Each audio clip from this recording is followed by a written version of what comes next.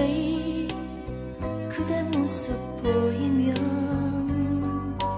난 오늘도 조용히. 안녕하세요, 자니윤입니다. 이번 시간에는 감정의 비용 산출법에 대해서 알아보도록 하겠습니다. 비용 계산법에 대해서 알아보도록 하겠습니다. 지난 시간에 살펴보았듯이 그 감정의 기법으로서는 시장 비교법, 다음에 비용 계산법, 다음에 수익 분석법 이렇게 세 가지가 있는데요. 이번 시간에는 이 cost approach, 비용 계산법에 대해서 한번 알아보도록 하겠습니다.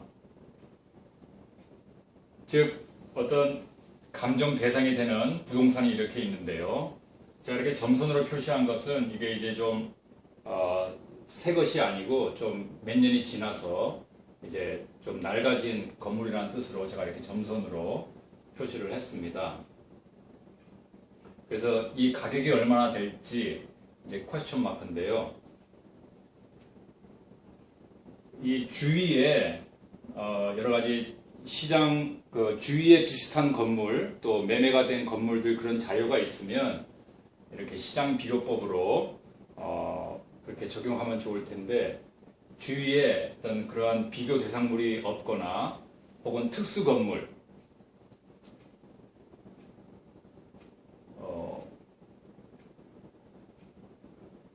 교회라든지 혹은 뭐 유적지라든지 특수건 혹은 뭐 정부의 청사라든지 관공서 그런 것들은 주위에 어떻게 비교할 수가 없기 때문에요. 그렇다고 그게 수익을 내는 그런 부동산도 아니고 그래서 이 비용 계산법은 이 건물이 새 거면 새 걸수록 이게 비용을 계산하기가 쉽습니다. 왜냐하면 이 D라고 하는 것은 depreciation인데요.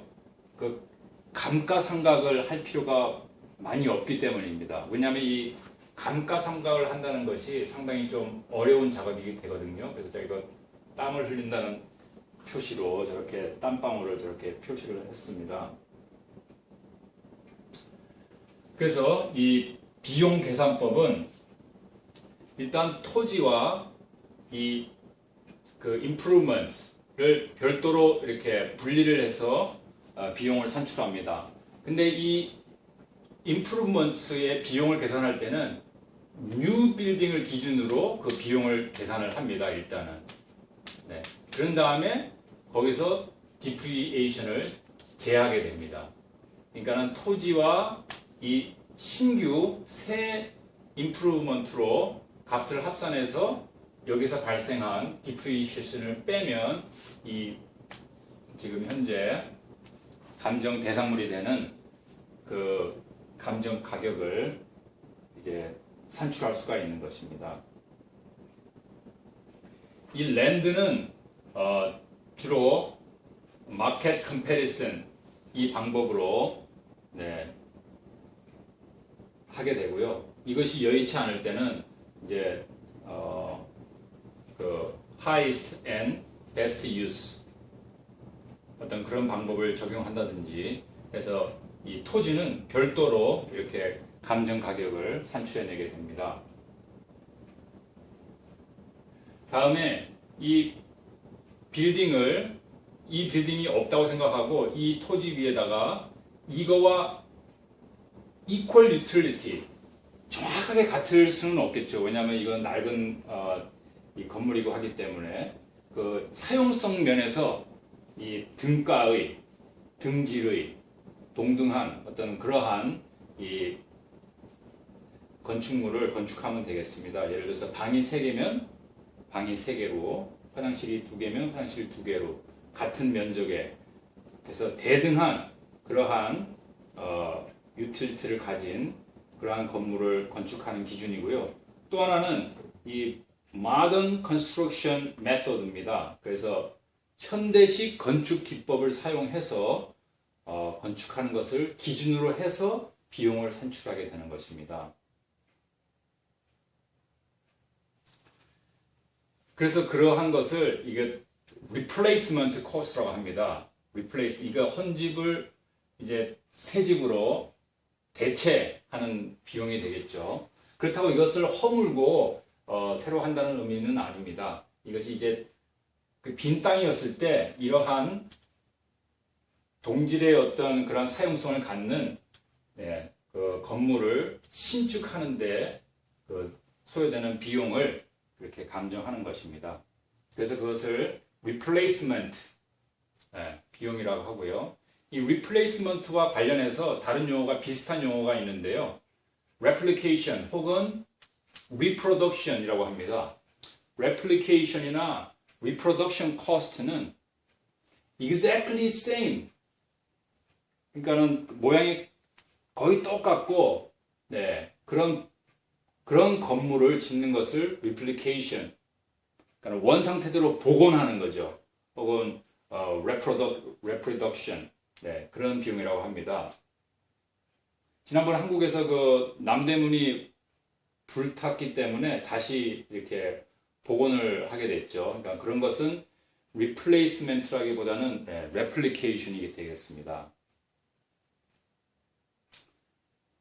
근데 이제 저희가 이 비용 계산법에서 사용하는 것은 replication이 아니고 replacement다.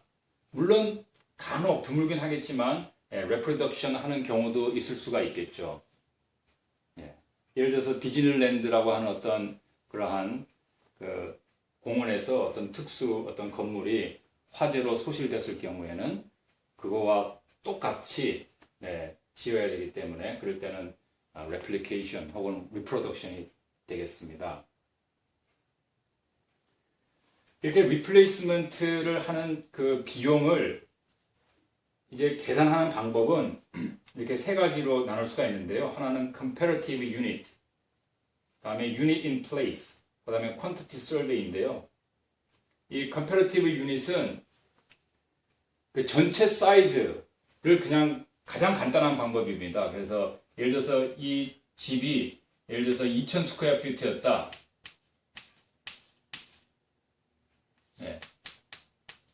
그러면 2000 스퀘어 피트 짓는데 그 어떤 특정 시라든지 그 지방의 어떤 스퀘어 피트당 건설비라는 것이 대충 나옵니다.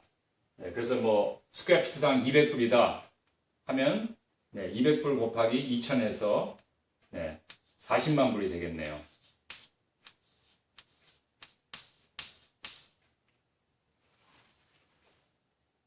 그런 식으로 계산하는 것이 comparative unit입니다. 그래서 아주 제일 간단하고 금방 산출될 수 있는 그러한 방식이 되겠습니다. 근데 이 comparative unit과 관련해서 조금 염두에 두셔야 될 것은 2층 집과 단층 집은 어떤 그 스퀘어 피트로 적용했을 때 그 2층 집이 유리하다는 거죠.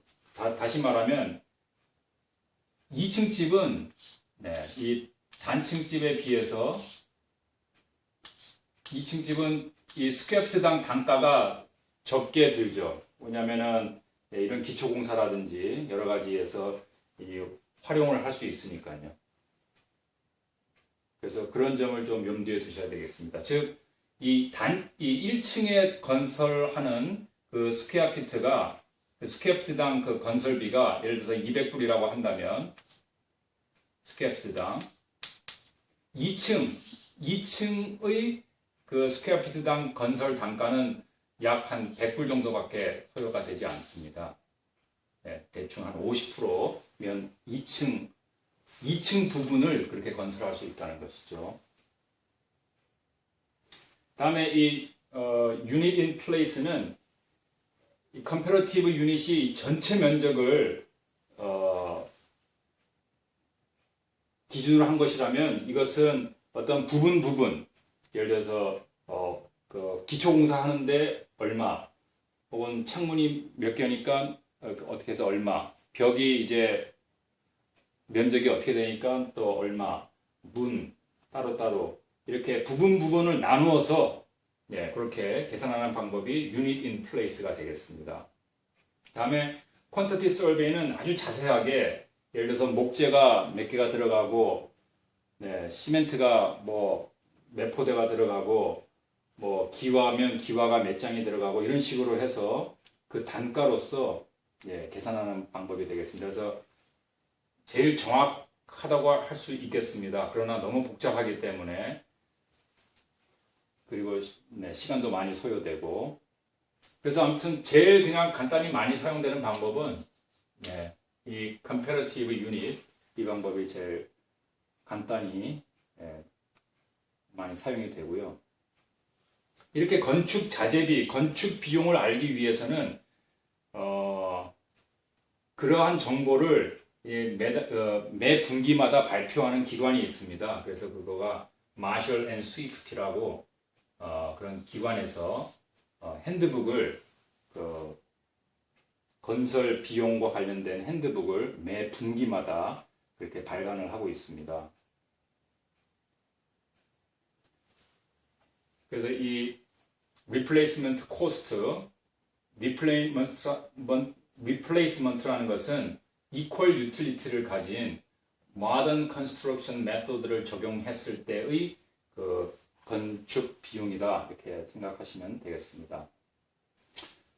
다음에는 이 depreciation에 대해서 살펴보겠습니다. 이제 지금 감정 대상이 되는 집은 헌집이고 지금 비용을 계산한 건 세집이기 때문에 여기서 헌집될 만큼의 어떤 그러한 밸류의 감소, 그 depreciation을 차감을 해야지만 이 가격이 나오겠죠.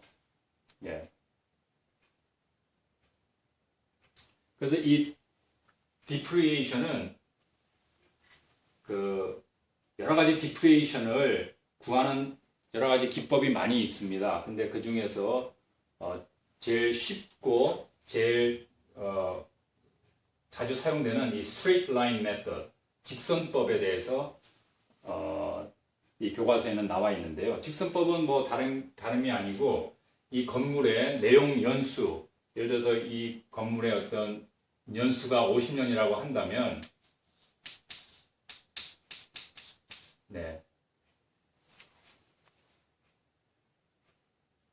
그러면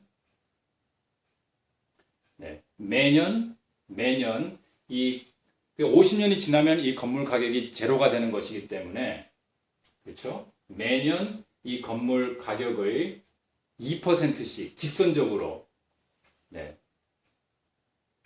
2%씩 차감해 나가면 50년째 되는 해에 이제 마지막으로 이제 이 건물의 가치가 제로가 되는 거죠.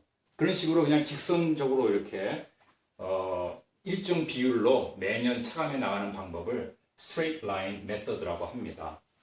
그 감가상각하는 방법으로서요. 그리고 감가상각과 관련해서 이런 내용 연수, 지금 현재가 몇 살인데 내용 연수, 아무튼 그런 age가 중요한데요. 이 age의 effective age와 actual age라는 게 있습니다. 그래서 actual age라는 것은 실제 그 건물이 완공된 이후로 몇 년이 지났는가 하는 것이 actual age고요. effective age는 실질적으로 이렇게 느낄 수 있는 그런 age를 말합니다. 예를 들어서 이 actual age는 뭐 5살로 다 갔다 하더라도 얼만큼 관리를 잘하고 이렇게 케어를 잘했는가에 따라서 이 보기에 겉보기로 effective로 실효적인 어떤 age는 3살로 이렇게 어려 보일 수가 있는 것입니다. 그러니까 더 유리한 거가 되겠죠. 이렇게 늙어 보이는 것보다는 이렇게 effective age가 아무튼 중요합니다. 또 실질적으로는 age가 5살인데 너무 관리를 안 하고 뭐 유리창이 깨지고 뭐 잔디에 잡초가 많이 있고 해서 effective age는 뭐 8살, 10살 이렇게도 보일 수가 있겠죠.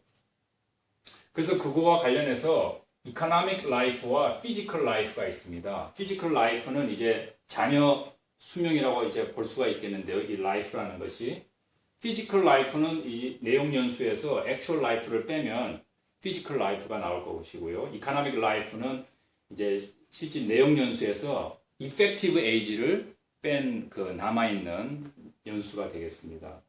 그래서 감정을 할 때는 이런 디프레션 할 때는 이 economic life, 즉 effective age를 적용한다. 네. 그렇게 아셔야 되겠습니다. 그리고 이런 감가상각을 그러니까 즉 부동산 가치의 하락을 발생시키는 어떤 요인이 있는데요. 요인을 이렇게 세 가지로 나눠볼 수가 있겠습니다. Physical deterioration, 그래서 어떤 물리적인 마모. 두 번째로는 Functional obsolescence, 그래서 어떤 기능적인 노후 혹은 뭐 노쇠. 이 obsolescence라는 것은 이제 낡아서 못 쓰게 되는 걸 말하는 거죠. 다음에 economic obsolescence, 그래서 경제적인 어떤 낡아지는 거, 경제적으로 이런 세 가지 측면으로 이 가치의 하락이 발생하는 이유를 생각해 볼 수 있겠는데요. Physical deterioration은 말 그대로 wear and tear, 사용함으로써 고장난 것은 아니고 이렇게 낡아지는 거예요. 약간씩 이렇게 부서지고 이제 그렇게 되는 것이 이제 닳아 없어지는 것이 wear and tear죠. 다음에 이제 termite가 이제 발생해서 나무가 이제 갉아먹은 부분이 있다든지, 그 다음에 negligent care, 이제 그 관리를 주택 관리를 잘 안 하는 거죠. 네, 페인트도 이제 적당하게 되면은 이제 몇 년마다 한 번씩 다시 도색을 해줘야 되고 여러 가지로 집을 케어할 게 많이 생기죠. 네. 다음에는 이제 기능적으로 이게 노쇠가 된 현상인데요. 예를 들어서 outdated kitchen, 네, 부엌의 어떤 그런 시설이라든지 부엌의 배치 같은 것들이 너무 구식이라서 네, 가치 저하를 가져오는 경우. 다음에 침실은 4bed인데 이 화장실이 하나밖에 없다든지, 네, 그런 것들. 또 이 자동차 차고가 하나밖에 없다든지, 이렇게 큰 집인데 방이 4개나 되는 좀 큰 집인데도 불구하고 이 거라지가 차 한 대밖에 주차가 안 된다 그러면 여러 가지로 이제 기능적으로 여러 가지로 불리하고 가치 저하를 발생시키는 요인이 되겠습니다. 다음에 경제적인 측면을 보면요, 오버서플라이, 그 동네에 어떤 그 신규 건물 그런 것들이 많이 생겨서 공급이 많이 일어나면 아무래도 주변 주택의 가치가 조금 하락이 되겠죠. 공급이 많아졌으니까요. 다음에 근처에 비행장이 생겨서 어떤 그 비행기의 소음 이런 것들이 발생한다든지, economic recession, 또 어떤 국가적 혹은 그 지역적으로 경제적인 어떤 불황이 온다든지, adverse zoning and legislative acts, 네, 그러니까는 그 용도 지정, 국가에서 이렇게 혹은 이제 지방 정부에서 하는 여러 가지 용도 지정이라든지 법률적으로 어떤 가치 저하를 가져오게끔, 네, 그러한 어떤 법안, 그런 것들이 economic obsolescence가 되겠습니다.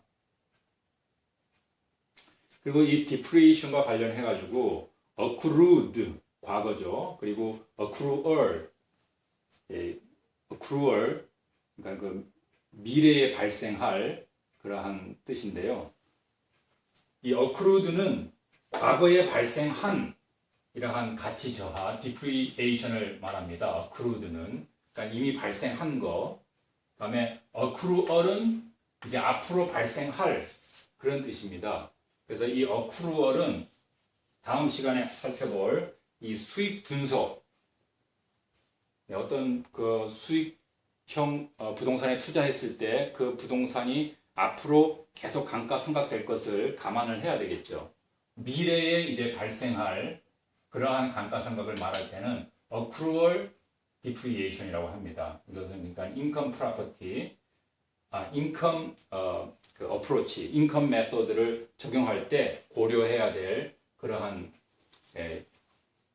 용어가 되겠습니다.